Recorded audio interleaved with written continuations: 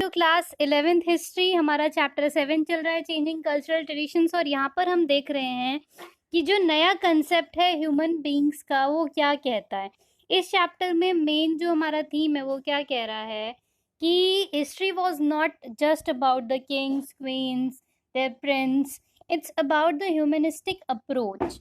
तो जो humanistic culture बनना शुरू हो गया यहाँ पे, एक जो मेजर चीज़ हुई वो ये चेंज होना शुरू हो गया कि पहले जो इनका मिडिल एज था वहाँ पे रिलीजियन ह्यूमन थॉट्स को रूल करता था, बट इस समय के बाद रिलीजियन ने ह्यूमन थॉट्स को रूल करना बंद कर दिया।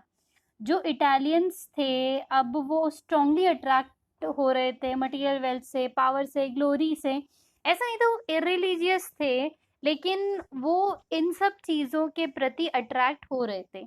तो जो फ्रांसिस्को बारबरो है, एक ह्यूमनिस्ट हैं वेनिस से, वो क्या राइट करते हैं, वो राइट करते हैं कि जो आपका एक्विजिशन ऑफ वेल्थ है ना, वो कोई पाप नहीं है, वो एक वर्चू है, वो एक समझदारी है। अगर आप पैसे जमा कर रहे हो तो ऐसा नहीं आप किसी के हिस्से के छीन रहे हो, ये आपकी समझदारी है कि आपके पास टेक्निक्स है पैसे जमा करने की। अगर हम बात करें लॉरेंजो वाला की, तो उन्होंने प्लेजर नाम की एक राइटिंग में क्या लिखा था कि जो स्टडी ऑफ हिस्ट्री है उसमें क्या है कि जो मैन है वो कौन सा मैन सरवाइव किया है जो परफेक्शन की तरफ भागा है। और उन्होंने क्रिटिसाइज किया है क्रिश्चियन इंजेक्शन को अगेंस्ट प्लेजर, कि रिलीजन के नाम पे अगर हम लाइफ में सब कुछ सारा प्लेजर त्याग रहे हैं तो ये कौन सी समझदारी है। उसके अलावा रिलीजियन के अलावा जो मैटर यहाँ पे डिस्कस होता है वो ये डिस्कस होता है कि गुड मैनर्स को हम कैसे अपनी लाइफ में इनकलकेट करें, किस तरीके से हमें पोलाइटली बोलना चाहिए, करेक्टली ड्रेस होना चाहिए, किस तरीके के स्किल्स एक पर्सन को लर्न करना चाहिए ताकि वो कल्चर में बहुत आगे जा सके, आगे बढ़ सके। अब जो ह्यूमनिज्म है वो क्या इम्प्लाई करता है कि जो इंडिविजुअल्स थे वो कैपेबल थे, किसके कैपेबल थे, अपनी लाइफ को शेप करने के। कैसे? या तो पावर से या मनी से। कौन सा इंसान अपनी लाइफ बहुत अच्छे से जी पाता है? सिर्फ दो चीजें जो हैं वो बहुत ज्यादा इंपॉर्टेंट हैं, एक है पावर और दूसरा है मनी। सो ये जो आइडियल था वो क्लोजली क्या किस किस बिलीफ के साथ बंधा हुआ था कि ह्यूमन नेचर जो है वो मेनी साइडेड है। ऐसा नहीं है कि उसको पूरे जिंदगी में, पूरी दुनिया में सिर्फ एक ही चीज चाहिए, नहीं, वो मेनी साइडेड है। उसको बहुत सारी चीजें चाहिए, उसको पैसा भी चाहिए, उसको पावर भी चाहिए, उसको लाइफ में अच्छे रिलेशंस भी चाहिए। तो सब चीजों को उन्होंने ह्यूमनिस्ट अप्रोच में बोला था। देखिए ये बहुत प्यारा सा क्यूट सा आर्टिकल है, ये निकोलो मैकियावेली ने लिखा है। इसे मैं पहले मछली वाली बोलती थी, पर दैट इज निकोलो मैकियावेली। इन्होंने क्या राइट करा है कि एक तरीके से जो इमेजिनरी चीज़ें उसको साइड में रखते हुए जो रियल ह्यूमन है वो कैसा है। तो कहते हैं कि ह्यूमन है ना, उनको प्रेज बहुत पसंद है, उनको तारीफें बहुत पसंद है। अगर आप उनकी टाइम टू टाइम तारीफ कर रहे हो तो वो आपके साइड पे रहते हैं। अब एक चीज ये इनमें कॉमन है कि सबको प्रेज पसंद है, बट सबको, सबका जो नेचर है वो अलग है। कुछ बेनिफैक्टर्स हो सकते हैं, कुछ ग्रास्पिंग, यानी कि कोई आपको फायदा देने वाला हो सकता है, कोई फायदा लेने वाला हो सकता है। कुछ क्रूल लोग भी हो सकते हैं, कुछ काइंड भी होते हैं, कुछ धोखेबाज होते हैं, कुछ बहुत ज्यादा भरोसेमंद होते हैं, कोई बहुत ही कमजोर होते हैं, कायर होते हैं, दूसरे बहुत करेजियस होते हैं, प्राउड होते हैं। हो सकता है एक मैन लैशविश हो, यानी कि लस्ट वगैरह की फीलिंग्स उसके अंदर बहुत ज़्यादा हो। कोई दूसरा प्योर भी हो सकता है, कोई ऐसा है जिसको कुछ भी नहीं आता, कोई बहुत ज़्यादा क्राफ्टी भी हो सकता है। तो इस तरीके से उन्होंने मेन के बारे में काफ़ी सारी चीज़ें बताई थी। उसके अलावा उन्होंने एक और चीज़ क्या कॉमन बताई कि चाहे ह्यूमन कैसा भी हो, उसकी डिज़ायर्स इनसैटिएबल हैं, यानी कि उसकी जो इच्छाएं हैं उनको कभी भी सेटिस्फाई किया जा ही नहीं सकता है, वो चाहे किसी भी लेवल की इच्छाएं हों। अब इसके अलावा जो इम्पोर्टेंट टॉपिक है वह एस्पायरेशंस ऑफ वुमेन। हम देख रहे हैं ह्यूमनिस्टिक अप्रोच हो रहा है, सारी सोसाइटी में चेंज आ रहा है, क्या वुमेन को भी इससे फ़ायदा मिला है? तो answer is not very much. क्योंकि जो नया आइडियल है ना इंडिविजुअलिटी का, सिटीजनशिप का, इसमें से वुमेन को उन्होंने बाहर ही रखा था। जो मेन थे एरिस्टोक्रेटिक फैमिली के, उन्होंने पब्लिक लाइफ डोमिनेट करी थी, वो अपनी फैमिली के डिसीजन मेकर्स हुआ करते थे, वो अपने सन्स को पढ़ाया करते थे, फैमिली बिजनेस में लगाया करते थे, यंगर सन को बेसिकली वो चर्च में भेज दिया करते थे काम करने के लिए।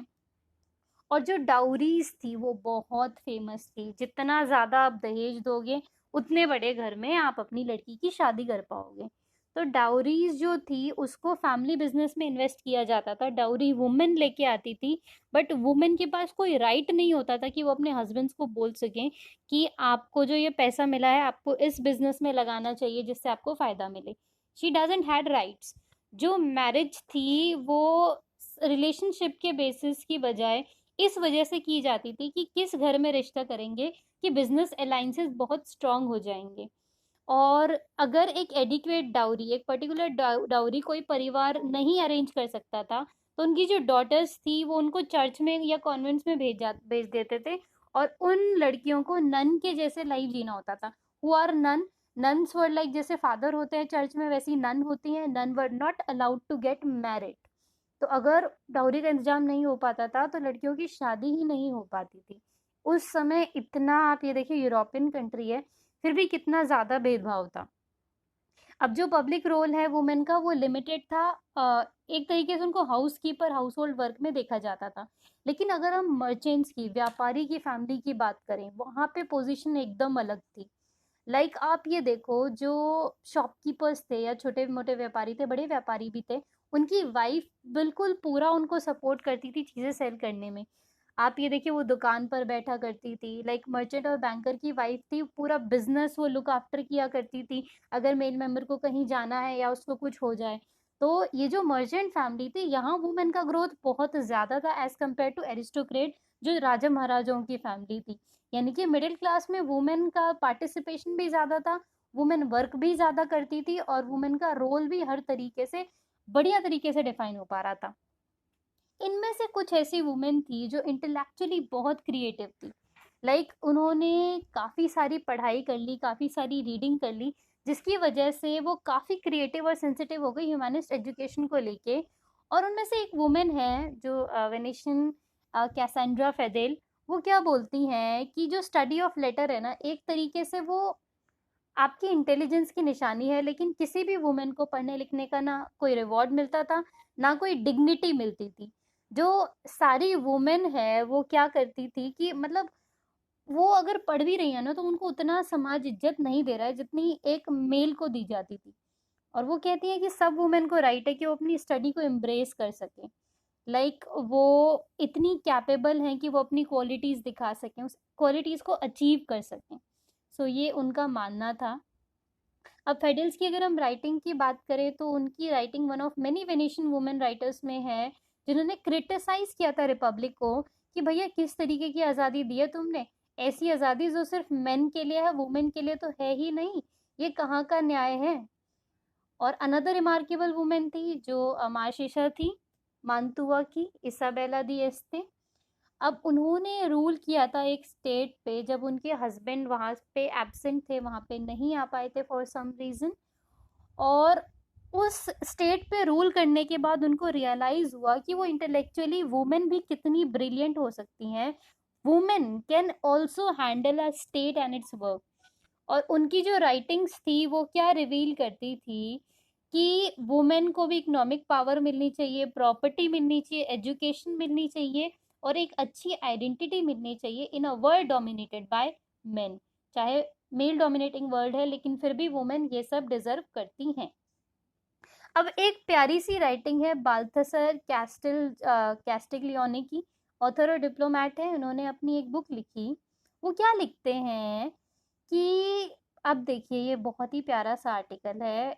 इसमें शुरू में पढ़ के आपको लगेगा कि ये इन्होंने क्या लिखा है, बट इन्होंने बहुत प्यारी चीज़ें लिखी है, मे भी शायद उनकी तरफ से। उन्होंने बोला कि एक जो औरत है, जो वुमेन है, वो मेन के जैसे बिल्कुल भी नहीं है। वो मेन के जैसे बिल्कुल रिजेंबल नहीं करती हैं, ना ही उनके वेज में, ना ही उनके मैनर्स में, ना ही उनके वर्ड्स में, ना ही उनके जेस्चर्स में, और ना ही जो वो बियर कर रही हैं उनमें। लाइक अगर एक वुमेन है तो वो मेन से completely डिफरेंट है। सो दस जस्ट एट इज से very fitting that men should display a certain robust and steady manliness। तो क्या कहा जाता है कि मेन को जिस तरीके से अपना स्टडी मैनलीनेस हमेशा शो करते रहना चाहिए, इस तरीके से वुमेन को जो शो करना चाहिए वो है सर्टेन सॉफ्ट डेलिकेट टेंडरनेस, और एक तरीके से जो फेमिनाइन स्वीटनेस है उनके एवरी मूवमेंट में वो जानी नहीं चाहिए, वो होनी चाहिए। वो इस तरीके से लगना चाहिए कि अगर एक वुमेन है तो वो अपीयर वुमेन के जैसे हो, without any resemblance to man. एक वुमेन मैन बनने की कोशिश ना करे, वो उसी चीज को एम्ब्रेस करे जो वो है। अगर वो वुमेन है तो एम्ब्रेस करे वो फेमिनिटी को। अगर हम इसी परसेप्शन को जेंटलमैन में ऐड करें तो जेंटलमैन को भी ऐसा होना चाहिए। और अगर एक वुमेन इस चीज को समझ जाती है तो she can easily use many of the main and उससे वो अपनी अकम्पलिशमेंट को और भी फाइन तरीके से पहुंचा सकती है। What does that mean?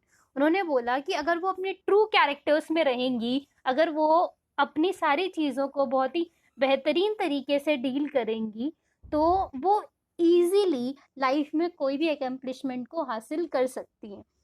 उन्होंने बोला है कि ये सिर्फ मेन के वुमेन के लिए नहीं है, मेन को भी एक मैन के जैसे ही रहना चाहिए, जैसे भी वो naturally graceful, well mannered, clever, prudent. उन्हें ना प्राउड होना चाहिए, ना जेलस होना चाहिए, ना एविल टंग होना चाहिए।